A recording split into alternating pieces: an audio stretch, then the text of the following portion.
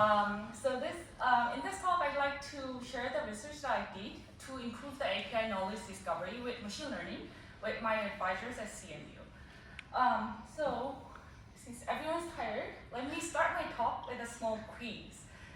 Let's imagine a scenario that you're a Python developer and you're asked to write code to capitalize all the words in a sentence. As a okay average Python developer, this is the first solution I came up with. So I'll first go split the sentence and then capitalize each of the words and then join it again. But I don't know how many of you knew about this method. There is actually a method called title. It's a Python native method that I didn't know about that implements the same functionality, exactly the same functionality. And this is what we call as discoverability issue. So many times, since modern days libraries are huge, many documentation is too late, we developers often miss many useful methods out of libraries, and then we often reinvent the wheel or use less appropriate methods and make mistakes. And we can actually observe that from Stack Overflow questions. So this question asks about loss and accuracy being 0 when using a neural network with a single output neuron in TensorFlow. And this is seemingly very complicated issue, but this is actually a discoverability issue. So this answer just suggests to use another method instead of the one that they were using, because in this context, another method is better. And this actually shows a problem of discoverability issue, because when we don't know what question to ask even. And we found many such answers containing suggestion on using other methods. So we thought, maybe if we can provide these informations, the pairs of comparable API methods, during search, before they actually adopt using API methods, maybe we can help them understand the design space of APIs better, and that will help on discoverability issues. And that's how we started this research. So we first built a data set by looking at many Stack Overflow answers containing a lot of comparable API methods pairs. And then we tested our hypothesis using a user study with 16 participants using the data set that we annotated. And finally, we built a tool called Sorel, which is a deep learning-based knowledge extraction engine that, so that we can automatically extract such useful knowledge from Stack Overflow. And before I start talking about the data set, I know many of you might wonder about one thing, and the answer is no, ChatGPT is not better than this. But I'll come back to this later in the talk, so please stay tuned. Okay, so data set. When we first started this project, we thought this would be easy step. We thought maybe we can use some heuristic-based approaches to extract all of those comparable methods automatically. But that was, as always, that was not easy, because there are many of the Stack Overflow answers like this. You don't need to read it, but oftentimes Stack Overflow answers talk about many different things, and it mentions multiple methods in the same answer. So in this example, there are actually 5 API methods mentioned, and only one pair of comparison is existing. Even further, the sentences describing how they are different also spread over the answer, so it's not super straightforward to extract all of those automatically. And that's why we decided to manually annotate everything, which is really costly. So we built an annotation protocol systematically after multiple iterations. And in the end, we labeled 600 Stack Overflow answers and found 266 pairs of comparable API methods and more than 700 sentences describing how they are different. And in this annotation, we focus on TensorFlow because it has large user base and also has many methods. I'm not lying, there are more than 1,000. So with this data set, we then tested our hypothesis using user study before we actually built the tool. And what we wanted to test is whether providing this comparable API methods can actually help developers understand the design space better. So to show that information, we first built a prototype. This is a Chrome extension so that we can provide this information as part of the search, not after they choose what method to use.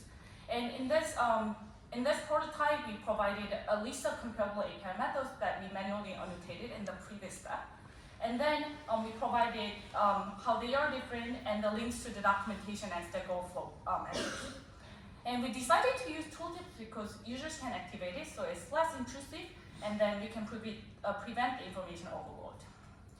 And with this prototype, we recruited 16 participants who knew machine learning but not TensorFlow, because we wanted to test how they learn new API, but not their programming experience or domain knowledge level. And we designed 8 tasks, including tensor manipulation or image processing, to simulate the real-world tasks.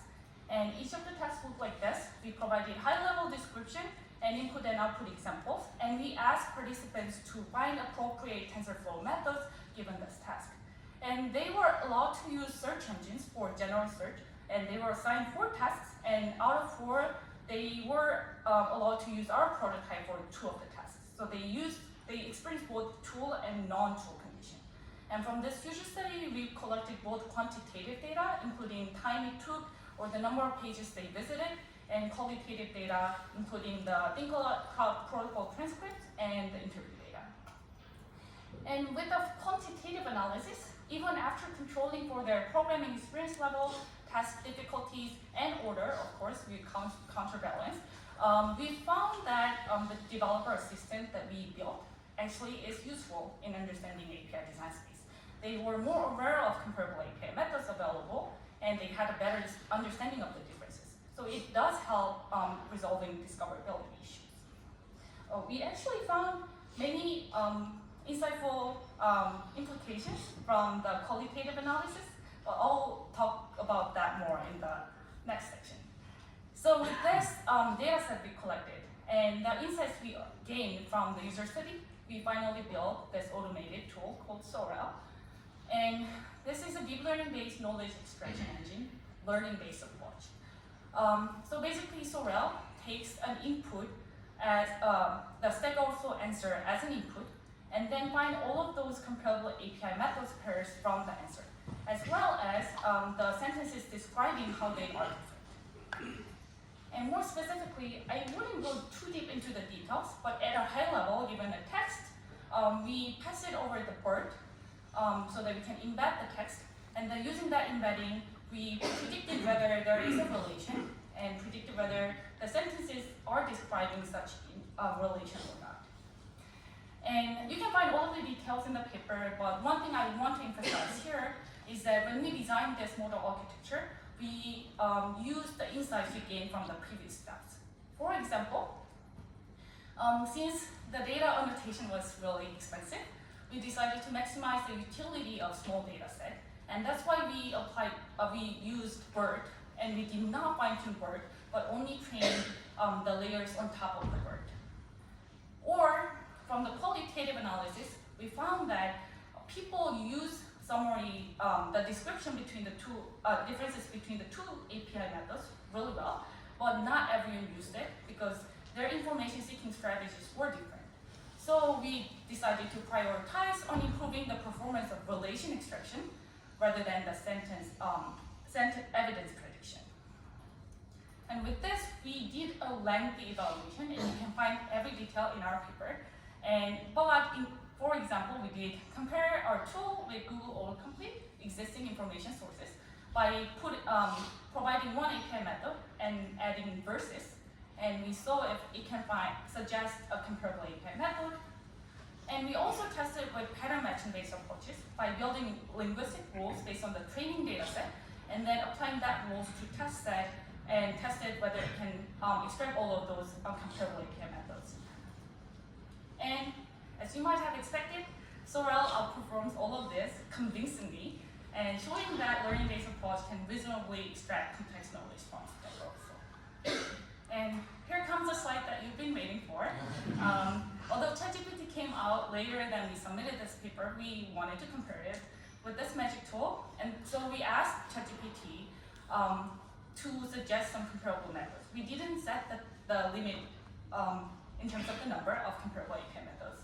And we tested whether the methods in our test data set was the recall of the test data set. And it turned out that Sorel does a little bit better than ChatGPT. And here, I'm not to say that we outperformed ChatGPT, we're the revolution of anything. Because maybe if we have done better prompt engineering, ChatGPT could have done better. The point I want to make here is that with very thorough understanding of the problem and careful design of the model, although we only had 600 answers, very tiny data set, and very tiny model compared to ChatGPT, which has like 150 billion parameters, or as we only had 100 million, we could still achieve the comparable performance.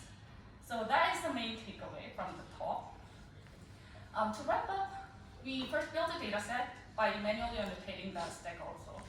And using that data set, we ran a user study and confirmed that providing comparable API methods actually help developers understand the design space of API and help resolve discoverability issue. And we built Sorel based on the insights we gained from the previous steps, a deep learning-based knowledge extraction engine. And the takeaway message from my talk is that with thorough understanding of the users and the problem, and by using the insights gained from those user studies, we can actually build way smaller but comparably performant model more effectively and cheaply in this large language model. So that ends my talk. Thank you for listening. And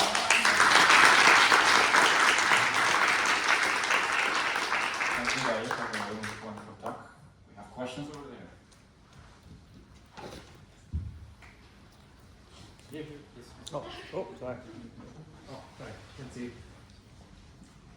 Hi, I'm Sarah Nettie from the University of Alberta. Great talk, I really liked it. I have two questions.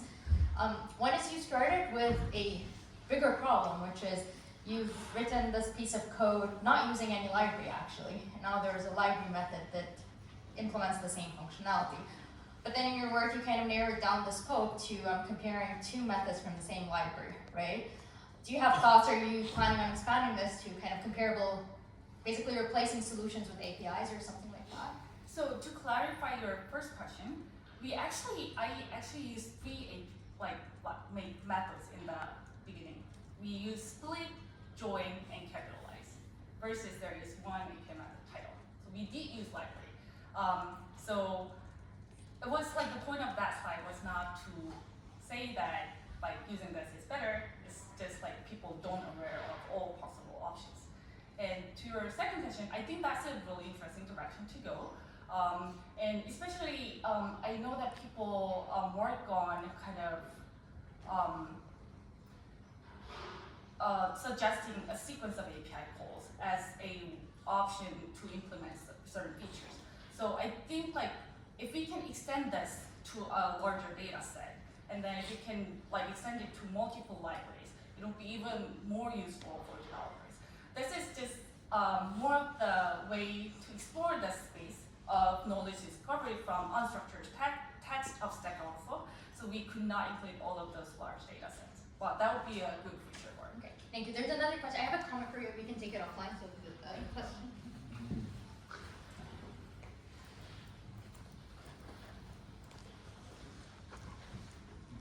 Hi, thank you for the good talk.